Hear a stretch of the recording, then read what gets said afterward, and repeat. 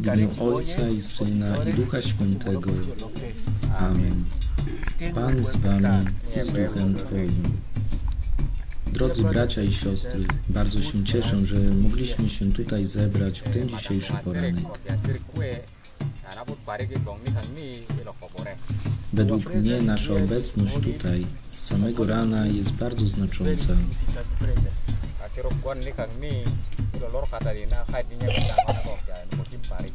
Jesteśmy tutaj z dwoma naszymi przyjaciółmi.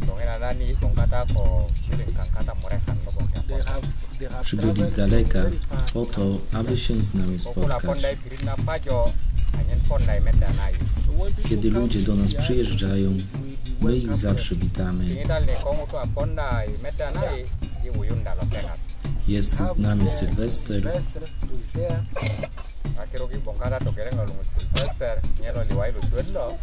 i ojciec Krzysztof.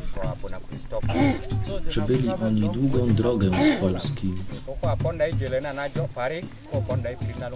po to, aby spotkać się z nami tutaj w Kadziokedzi.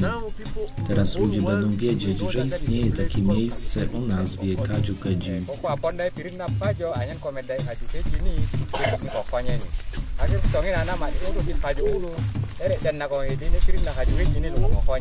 Teraz pomodlimy się razem i poprosimy Boga o błogosławieństwo dla nich, ponieważ przybyli z bardzo daleka.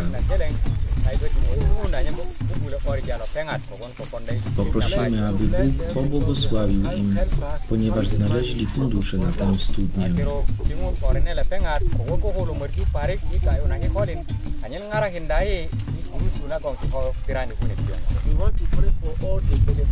Chcemy się również modlić za wszystkich dobroczyńców na całym świecie, a w szczególny sposób za wszystkich, którzy przyczynili się do wykopania tej studni.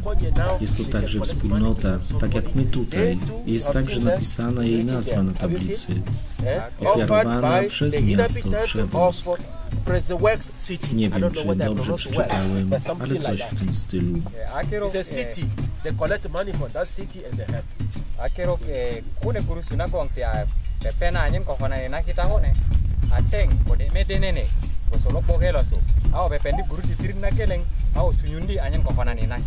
Zanim powiemy kilka słów wdzięczności, pomódlmy się. Ojcze nasz,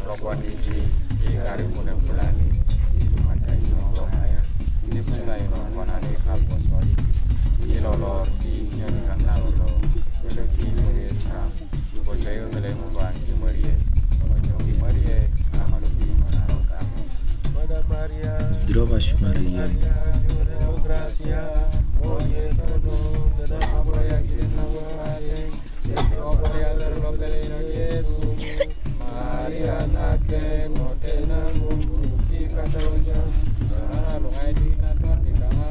Madre María, lloremos gracia, oye todo, la moria aquí en la muerte, yo moria de los peles de Jesús, María naque, contena y Cataluña, la luna y la cana. Chwała Ojcu i Synowi i Duchowi Świętemu.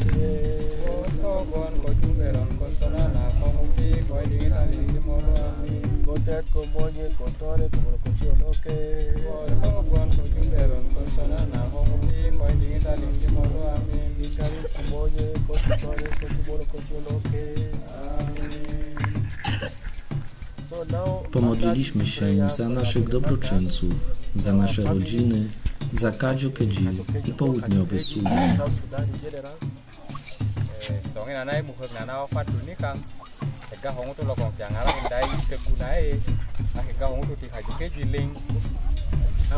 Chciałbym powiedzieć kilka słów wdzięczności do naszych przyjaciół i oficjalnie przekazać studnię wspólnocie Kadziokedzi.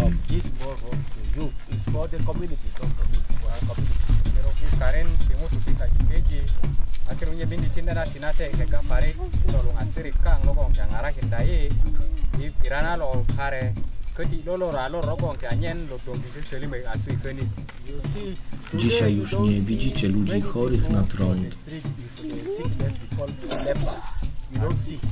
Akiruk songi na na ko lo weregi ko ni ya meta mutu jore lo kong songi na na meta dia kwedenge ya ene di biri mutu lo kong bongo 20 lori ma. This sickness leprosy. Dzisiaj ta choroba występuje bardzo rzadko.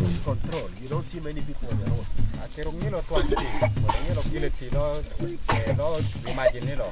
Tapi lo songi na na ajo gai. Pokon songi na na meta ti mutu ko lo bongo ni lo 20.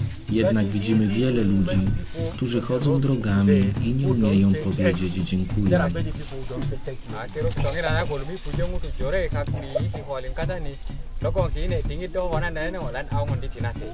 Jak słyszeliśmy w Ewangelii, Jezus uzdrowił 10 trędowatych.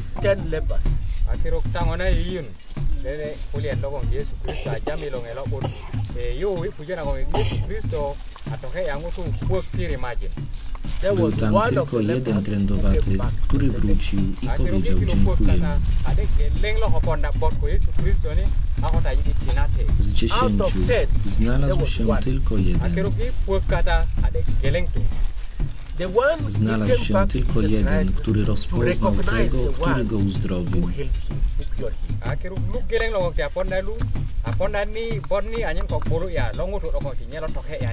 Chciał spotkać się z tym, który go uzdrowił, aby mu podziękować. Dlatego dla mnie dzisiaj jest czymś normalnym, aby podziękować, powiedzieć dziękuję.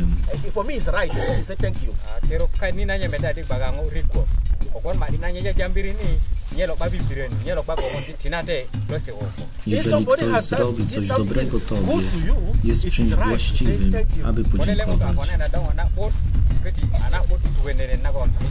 Dlatego chcę, aby to słowo zostało przekazane tym, którzy nam pomogli, aby tam, daleko stąd, ludzie mogli usłyszeć moje dziękuję, które mówię teraz.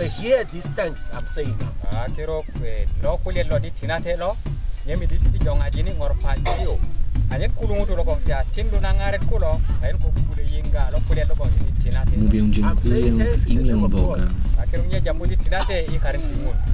Mówię dziękuję w imieniu każdego z Was. Mówię dziękuję w imieniu misjonarzy kombonianów. Dziękuję także Fredowi, który przygotował miejsce na tablicę.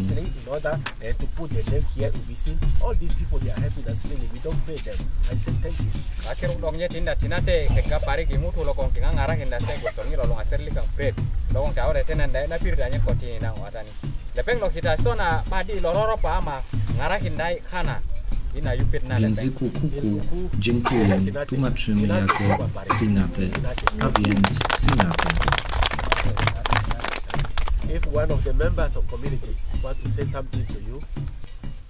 Cierpieliśmy tutaj przez bardzo długi czas.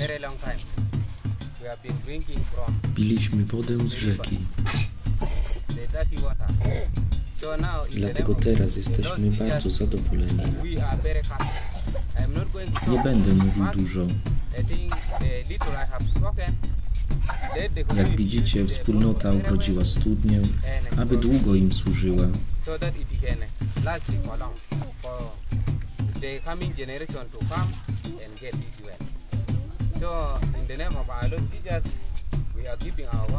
Jesteśmy Wam bardzo wdzięczni, a jak wrócicie, przekażcie wszystkim, że się bardzo cieszymy. Dziękuję.